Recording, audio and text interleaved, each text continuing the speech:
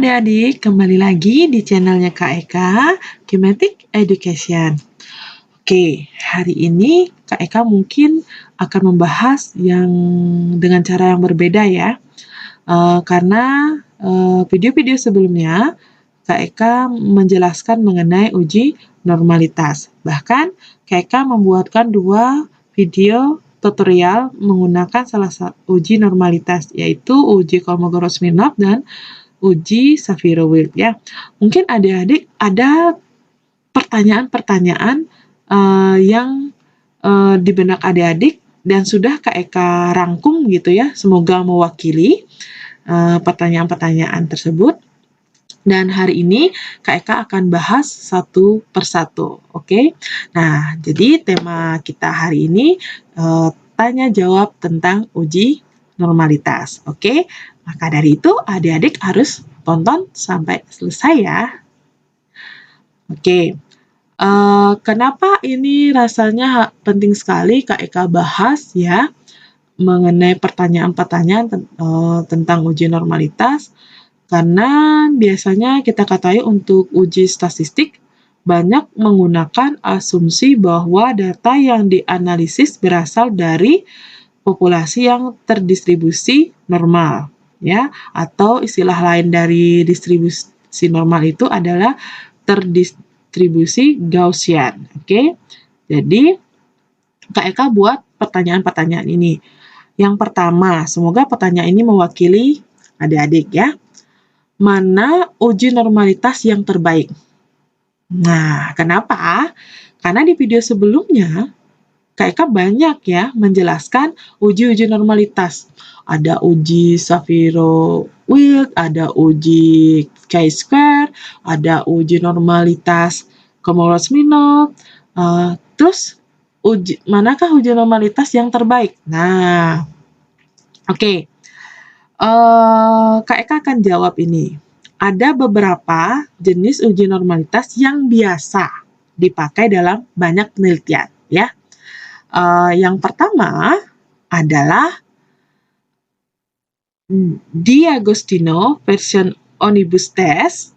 Oke, yang dimaksud ini adalah prosedur ini ya menghitung nilai skewness atau kemiringan dan kurtosis atau keruncingan untuk mengukur seberapa jauh data memiliki kesamaan dengan distribusi normal atau distribusi Gaussian adalah dalam hal asimetris dan bentuknya. Ya, langkah yang dilakukan adalah menghitung seberapa jauh masing-masing nilai pada data berbeda dengan nilai yang diharapkan dengan distribusi Gaussian. Analisis ini menghasilkan nilai P tunggal dari sejumlah perbedaan yang didapatkan dari analisis. Nah, ini yang pertama. Yang kedua adalah uji Shapiro-Wilk ya. Adik-adik silahkan tonton video tutorial Kak Eka menggunakan SPSS yang terbaru versi 26 mengenai uji normalitas Shapiro-Wilk. Linknya nanti Kak Eka taruh di deskripsi ya.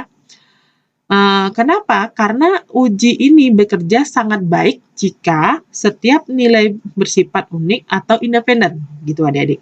Tetapi jika bekerja dengan baik ketika mereka memiliki keterkaitan. Nah, uji Shapiro-Wilk nih. Dan yang ketiga adalah uji Kolmogorov-Smirnov. Nah, videonya juga tutorial menggunakan SPSS juga sudah Kak Eka bikin ya. Oke. Jadi uji Kolmogorov-Smirnov dengan koreksi dalam Wilkinson-Lillieford, uji ini dilakukan dengan membandingkan distribusi kumulatif dari distribusi data empirik dengan distribusi normal yang diharapkan. Oke. Karena merupakan uji beda, maka nilai P yang tidak signifikan atau P lebih besar dari 0,05 menunjukkan tidak ada perbedaan antar kedua distribusi itu. Oke. Di SPSS uji ada 2 ya. Uji Kolmogorov-Smirnov tanpa koreksi Lillieford ada di menu non-parametric test, ya, sedangkan uji Kolmogorov-Smirnov yang menggunakan koreksi ada di menu deskriptif. Nah, uji Kolmogorov-Smirnov dengan koreksi Dalal-Wilkinson Lilienfeld lebih direkomendasikan, itu adik-adik ya. Nah, selain melalui uji statistik, untuk mengidentifikasi distribusi normal bisa juga dilakukan melalui grafik, misalkan histogram. Dan ini juga sudah Kak Eka bahas di video penjelasan Kak Eka mengenai uji normalitas. Ya, jadi adik-adik kalau masih bingung, tinggal klik linknya yang sudah Kak Eka taruh di deskripsi. Oke? Nah, jadi sudah terjawab ya pertanyaan yang pertama. Dan pertanyaan yang kedua. Mengapa uji normalitas berbeda memberikan hasil yang berbeda? Oke, untuk menjawab pertanyaan ini, setiap uji memiliki kesamaan, yaitu menanyakan seberapa jauh distribusi data kita menyimpang dari distribusi Gaussian yang ideal. Ya, definisi mengenai penyimpangan oleh masing-masing uji berbeda-beda, gitu adik. Jadi tidak mengherankan jika memberikan hasil yang berbeda. Uji tersebut tidak membandingkan dua jenis distribusi. Katakanlah distribusi Gaussian lawan dengan eksponensial gitu misalkan. Nah, lebih sesuai dengan data ataukah tidak gitu. Sebaliknya, mereka membandingkan Gaussian dengan non-Gaussian gitu adik-adik. Nah, karena tes yang berbeda menekankan pada fokus perbedaan, maka mereka memungkinkan memberikan hasil yang berbeda. Itu, ya. Oke, semoga terjawab. Ya, siapa tahu ada yang kepikiran pertanyaan ini. Oke, yang ketiga. Berapa nilai yang dibutuhkan untuk menghitung uji normalitas? Oke, ini pertanyaan yang ketiga. Nah, Kak jawab ya. Untuk uji Kolmogorov-Smirnov membutuhkan minimal 5 sampel. Itu adik-adik. Kemudian untuk uji Shapiro-Wilk membutuhkan minimal 7 sampel. Dan untuk uji D'Agostino membutuhkan lebih dari 8 sampel. Oke, itu ya. Terus pertanyaan yang keempat. Pertanyaan apa yang dijawab oleh uji normalitas? Oke. Untuk uji normalitas melaporkan nilai signifikan atau kita simbolkan P gitu ya. Untuk memahami setiap nilai P, kita perlu mengetahui hipotesis nolnya terlebih dahulu. Ya, dalam uji ini, hipotesis nol yang diajukan adalah data kita diambil dari sampel yang distribusinya mengikuti distribusi normal atau distribusi Gaussian. Alias, tidak ada perbedaan antara distribusi data kita dengan distribusi normal.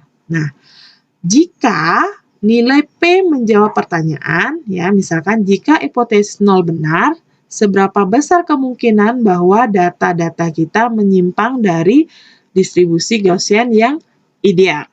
Oke, jika nilai P yang dihasilkan di atas 0,05 atau P lebih besar dari 0,05, maka kita menyimpulkan bahwa tidak menyimpang dari distribusi Gaussian. Atau dengan kata lain, tidak ada perbedaan antara distribusi data kita dengan distribusi Gaussian. Ya, oleh karena itu data kita terdistribusi normal. Nah, ingat dalam uji beda atau misalkan uji T, nilai P yang tidak signifikan atau P lebih besar dari 0,05 menunjukkan tidak ada beda antara rata kelompok yang dibandingkan. Oke, Demikian juga dalam uji normalitas, P lebih besar dari 0,05 menunjukkan tidak ada beda antar distribusi data kita dengan distribusi Gaussian. Semoga terjawab ya adik-adik ya. Itu penjelasannya Kak Eka. Oke, pertanyaan selanjutnya. Mungkin ada yang bertanya lanjutan seperti ini. Jadi, apakah uji statistik tersebut memberitahu kita bahwa data kita terdistribusi normal? Nah, mungkin ada yang bertanya seperti itu, ya. Oke, jadi kalau ini Kak Eka jawab tidak adik-adik. Kenapa? Karena suatu populasi bisa memiliki distribusi normal atau tidak. Itu. Sebaliknya, sampel data tidak dapat dikatakan mengikuti distribusi normal atau tidak. Istilah, sekali lagi Kak Eka tekankan ya, istilah distribusi normal hanya dapat berlaku untuk seluruh nilai di dalam populasi dari mana sampel data kita diambil. Jadi, distribusi normal itu karakteristiknya adalah populasi, bukan karakteristik sampel. Oke, paham ya? Oke, kita lanjut. Ya, sebelum melanjutkan pertanyaan-pertanyaan yang lain, ya, kalau ini adik-adik bisa memahaminya, ayo buruan tekan subscribe dan tombol loncengnya ya. Dan tentu jangan lupa like and share-nya. Ingat, berbagi itu indah adik-adik ya. Oke, kita lanjut pertanyaan selanjutnya. Apakah setiap data itu merupakan sampel dari distribusi Gaussian? Nah, kira-kira gimana nih ya?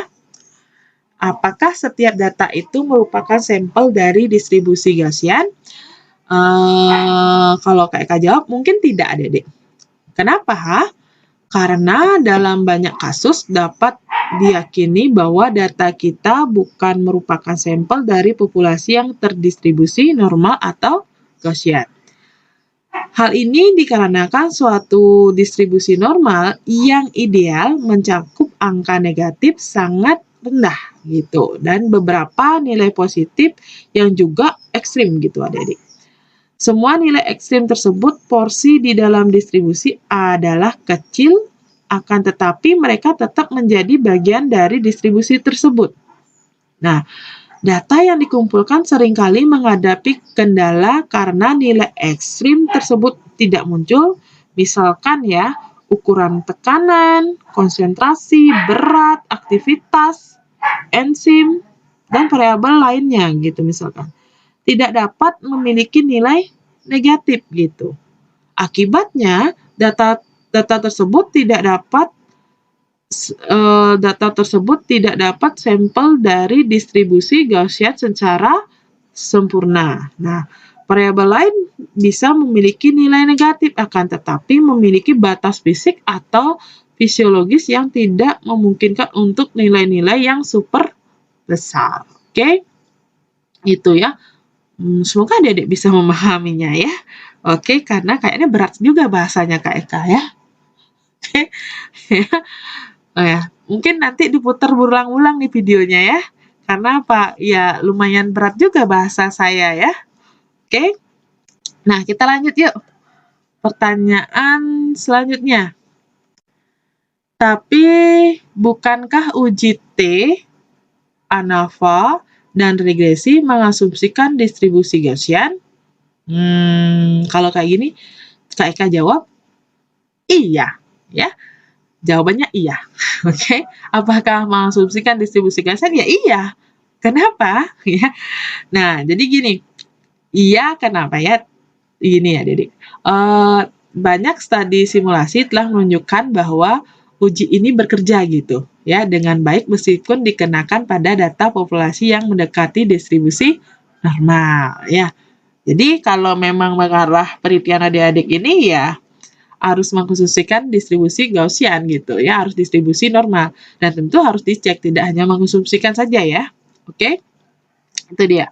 Selanjutnya, pertanyaan selanjutnya, jadi apakah uji normalitas dapat digunakan untuk mengetahui bahwa data kita mendekati distribusi Gaussian untuk menggunakan uji di atas? Kalau menurutnya Kak Eka ya, tidak juga adik-adik ya, karena sulit untuk mendefinisikan apa yang dimaksud dengan mencerminkan gitu. Uji normalitas tidak dirancang untuk menjawab hal tersebut dengan tepat, gitu masalahnya. Ya, oke. Terus, pertanyaan selanjutnya. Apa yang harus saya simpulkan jika nilai P dari uji normalitas tinggi? Atau P lebih besar dari 0,05? Oke, kalau seperti ini, yang bisa kita katakan adalah bahwa distribusi data tidak bertentangan dengan distribusi Gaussian. Itu. Kenapa, Adik-adik? Karena uji normalitas tidak dapat membuktikan bahwa data yang diuji mencerminkan distribusi populasi yang mengikuti distribusi Gaussian. Ya. Semua uji normalitas yang kita lakukan hanya menunjukkan seberapa jauh distribusi data kita menyimpang dari distribusi normal yang ideal. Dan bahwa apa yang ditunjukkan tersebut bukan sebuah kebetulan saja. Ya. Nah, misalkan dengan ukuran sampel yang besar, hal ini dapat diyakinkan ya. Nah, namun dengan ukuran sampel yang lebih kecil, pengujian normalitas tidak memiliki banyak kekuatan atau power gitu untuk mendeteksi penyimpangan tersebut gitu ya adik-adik ya. Oke. Terus pertanyaan selanjutnya, apa yang harus saya simpulkan jika nilai P dari uji normalitas rendah atau P lebih kecil dari 0,05? Nah, kalau seperti ini, biasanya dalam uji tersebut gitu ya, hipotesis 0 yang kita ajukan adalah bahwa distribusi data kita tidak menyimpang dari distribusi Gaussian. Nah, jika nilai P tersebut adalah kecil atau P lebih kecil dari 0,05, maka kita menolak bahwa hipotesis 0 dan menerima hipotesis alternatif gitu. Karena apa? Karena distribusi data kita menyimpang dari distribusi populasi yang normal. Ya. Gitu ya adik-adik ya. Nah, kalau penjelasan selanjutnya misalkan distribusi bisa dekat dengan distribusi normal atau dengan ukuran sampel yang besar gitu ya adik-adik ya, atau sangat jauh dari distribusi normal gitu. Uji normalitas yang kita lakukan tidak menjelaskan tentang distribusi alternatif selain distribusi normal yang kita uji gitu. Jika uji yang kita lakukan memiliki nilai P yang cukup kecil untuk dan menyatakan bahwa penyimpangan dari distribusi normal adalah signifikan secara statistik, maka ada beberapa pilihan yang dapat kita tempuh. Yang pertama, ya, data dapat berasal dari distribusi lain yang memang tidak diidentifikasi. Misalkan, ya, distribusi Poisson atau eksponensial itu. Jika demikian, maka kita mungkin dapat mentransformasi data kita untuk membuatnya mengikuti distribusi normal. Sebagai contoh, misalkan, jika data berasal dari distribusi log normal, maka kita dapat mentransformasi melalui persamaan logaritma. Nah, gitu contohnya. Yang kedua, misalkan kita hadirnya satu atau beberapa keanehan, misalkan gitu ya, mungkin menyebabkan uji normalitas gagal gitu, bisa saja ya. Oke. Nah, jika penyimpangan dari normalitas adalah kecil, maka kita dapat memilih untuk tidak melakukan apa-apa, alias melanjutkan uji yang kita tetapkan. Tentu tes statistik cenderung sangat kuat untuk pelanggaran ringan asumsi normal ketika ukuran sampel kita besar gitu. Atau bisa juga beralih ke uji non-parametrik yang tidak mengasumsikan distribusi normal. Nah, itu pilihan yang dapat kita tempuh adik-adik ya. Oke, kalau nilai P dari uji normalitas rendah ya. Oke.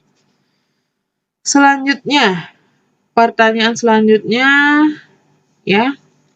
Bukankah inti dari uji normalitas untuk memutuskan kapan menggunakan uji non-parametrik? Kalau Kak Eka jawab, ini tidak adik-adik ya.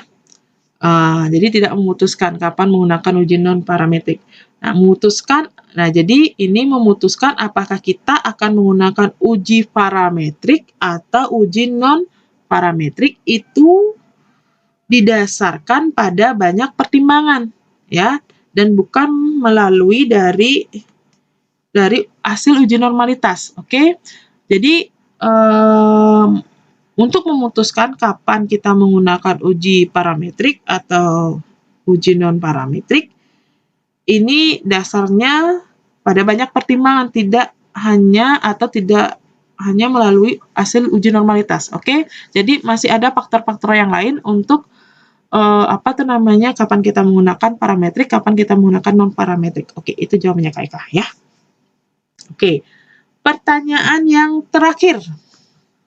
Lantas bagaimana apakah berguna untuk tes normalitas ini? Kalau ya berguna atau tidaknya ya, kalau menurutnya Kak Eka sih ini tidak terlalu penting ya. Jadi uji normalitas kurang berguna daripada masalah tebakan atau kebetulan sih ya. Dengan ukuran sampel yang kecil, misalkan nih gini deh. Dengan ukuran sampel yang kecil, pengujian normalitas tidak memiliki banyak kekuatan atau power untuk mendeteksi distribusi yang tidak normal. Oke, kalau sampelnya kecil. Nah, bagaimana dengan ukuran sampel yang besar?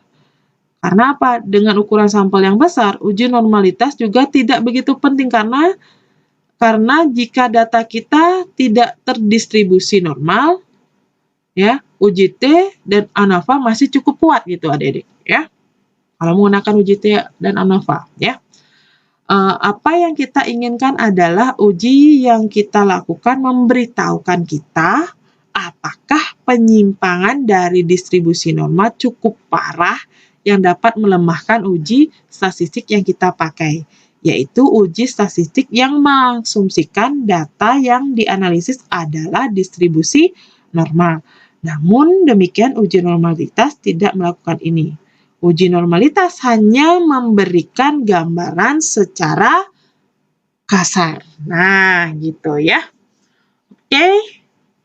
Semoga terjawab dan semoga mewakili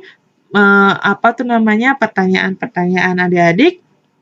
Ya. Jadi kalau Kak Eka ucapkan terima kasih ya. Jadi jika ini bermanfaat, agar Kak Eka lebih semangat lagi untuk membuat video-video yang terbaru dan media pembelajaran terbaru, adik-adik dukung channel Kak Eka selalu dengan cara klik subscribe, tekan tombol loncengnya, ya. Tentunya agar adik-adik menjadi orang yang pertama mendapatkan materi terbaru dari Kak Eka. Jangan lupa like and share-nya. Karena apa? Berbagi itu indah. Terima kasih. Bye-bye.